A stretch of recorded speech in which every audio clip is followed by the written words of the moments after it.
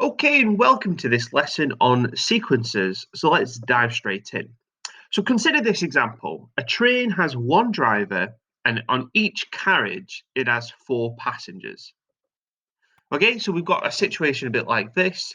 We've got one driver there in the start of the train, and then the first carriage, there are four passengers inside it. And the question is, how many people are there if the train has three carriages? So again, we could sort of count this. We could say, okay, we've got three carriages here, 4, 8, 12, and then add one for 13. 7 carriages. And again, we could extend the train and count up like this. But what I want you to notice is there's an obvious pattern going on here. What we're doing is we've got 4 in each carriage. So we can think of this as being the number of carriages. So I'll just write this, the number of carriages times 4 times the 4 people inside it plus 1. Yeah, so if I've got 7 carriages, I could just do 7 times 4 plus 1, okay, to give me 29. So that's perhaps an easier way of working out the question.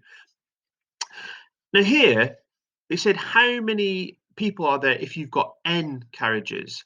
Now remember, n is just an algebraic term, and it just, in this case, we're talking about the general case. So as a sort of general rule, how do we find out the number of people on the train? Well, we've actually already answered that.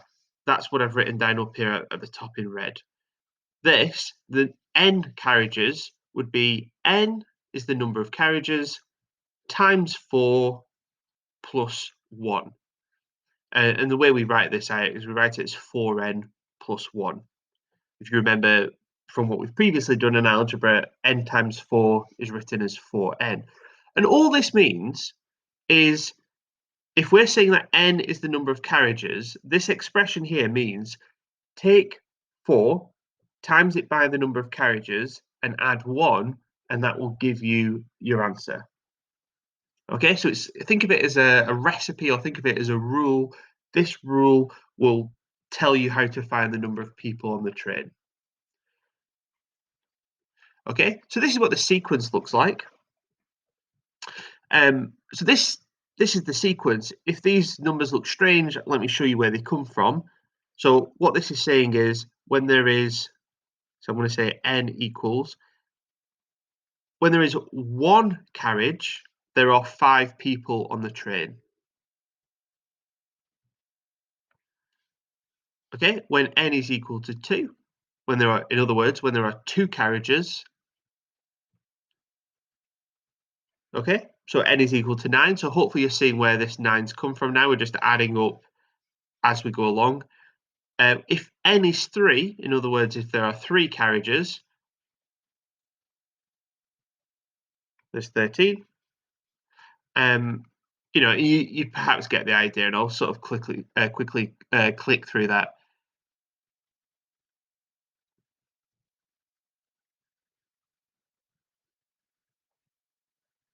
Okay, so that's us up to the 29 there.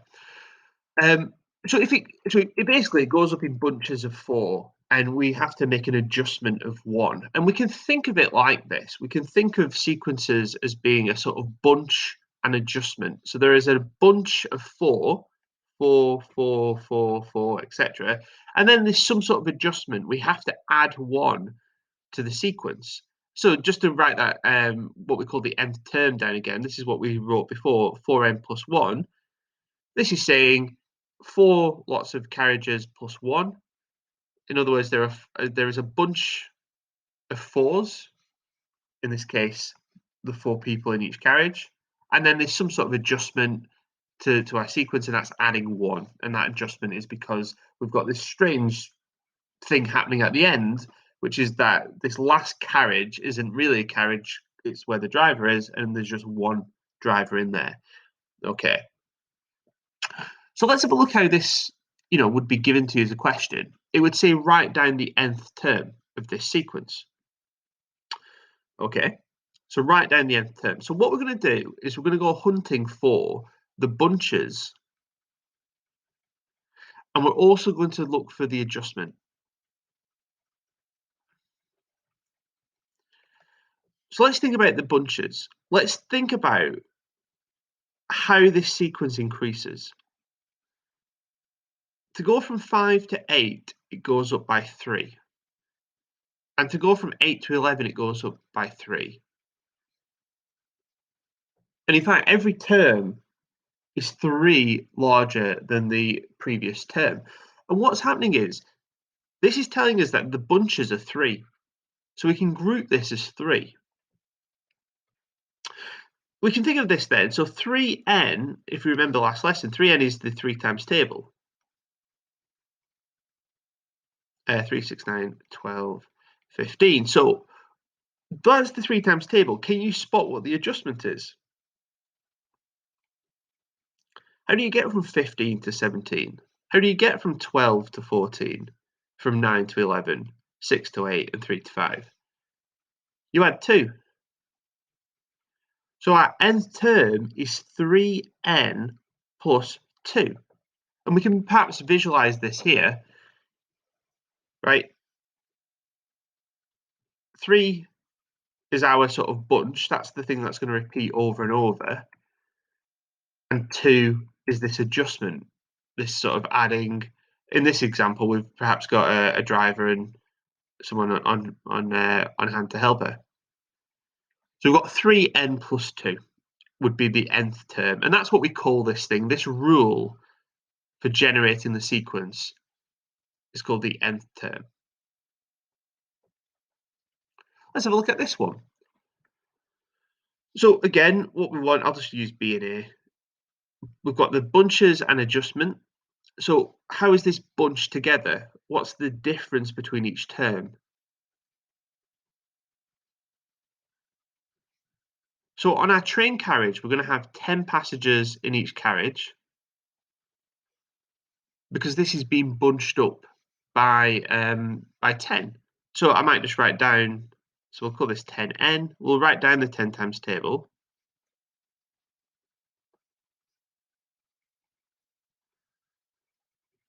Can you spot what the adjustment is?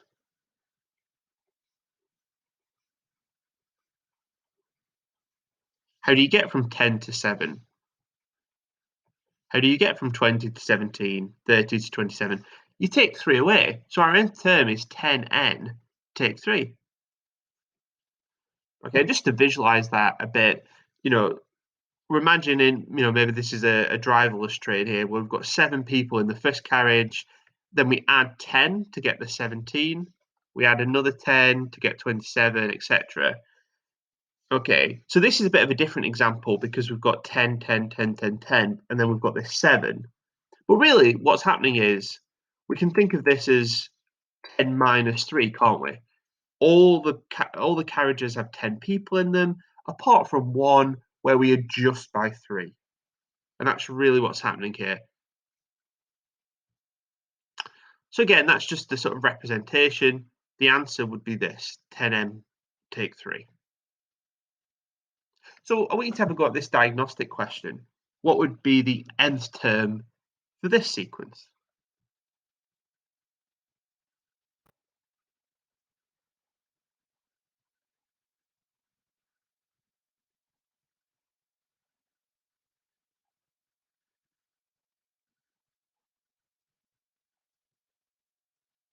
Okay, so let's have a look. What's the difference here? It's going up 5, 5, 5. So the bunches are going to be 5n. So 5n, our 5 times table is 5, 10, 15, 20. So what's our adjustment? Well, there is no adjustment. 5n is our answer. There is no adjustment. This is just the 5 times table, 5, 10, 15, 20. So this would be our answer here. Okay. C is a student who's realized this, but just sort of got a bit confused. And what they're saying is that there's no bunches. They're saying that there's no bunches and there's an adjustment of 5. But that's not right. There are bunches of 5. There's just no adjustment. This would be an example of a train if I just sort of draw a train, with no driver, and then each carriage has 5. So there's sort of no adjustment there because there's no driver, there's no carriage that has anybody missing or anything like that. It's just 5, 10, 15. Okay? So this would be your answer here. Okay, have a go at this one.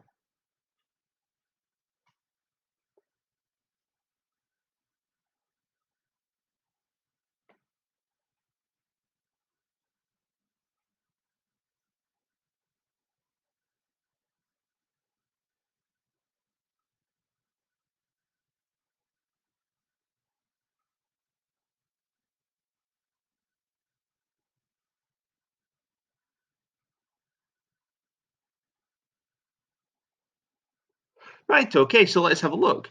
So what's the difference? It's going up in 4s.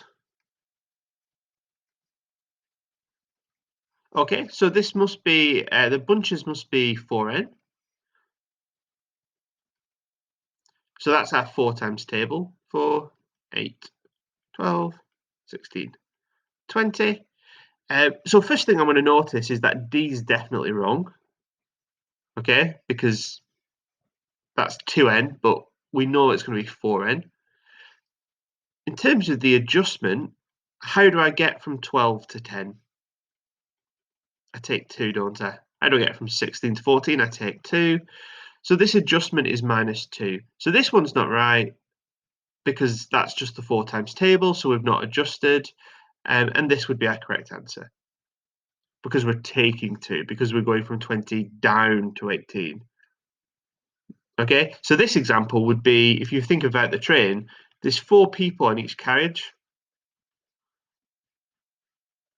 but one of the carriages is slightly different. There's only 2 people on that carriage, which is 4 take 2. Okay, so for example, so this would be the case of n equals 4. So this is this example here. There's 4, 8, 12, 13, 14 people on the train, which is why 14 is the 4th number in this sequence. Here's a bonus question. Is the number 1054 in the sequence?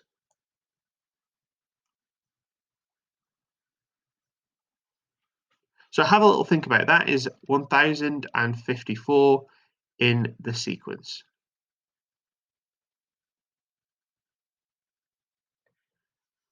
Okay, so we can have a little look at that. So 4n minus 2, we're asking, is this in the sequence? 4n take 2 is equal to 1054. Okay, now if that's true, there'll be a number in the 4 times table that is 1056. Okay. Now, to understand where that's come from, what we're saying is if 1054 is in this sequence, which is the 4 times table take 2, then that implies that 1056 would be in the 4 times table because that's 2 more than 1054. Okay. Now, this number is in the 4 times table, so this number here is in this sequence. So the answer is yes. Okay. That's quite a tricky question. What you need to know in order to know that is if we're saying a number's in the 4 times table, so let's choose an easier example like 16. We know that 16 is in this table, so 16 take away 2 will be in this table here, and in that case it is because we know that 14 is in the sequence. Okay, find the nth term for this one. Okay, again, I'll give you a second to have a go.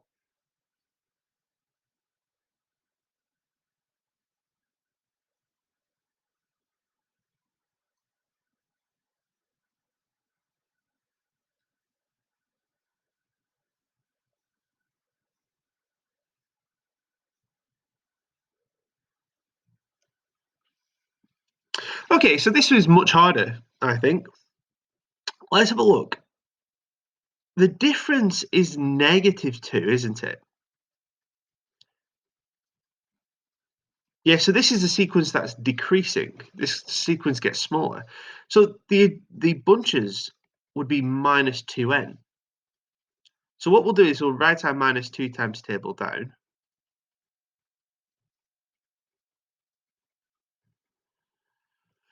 We've got that written down, and now we need to think about our adjustment. How do we get from -12 to 0? We had 12. How do we get from -10 to 2? We had 12. And in fact, that's true for all these. -2 to get to 10, you add 12. Use a number line if it helps.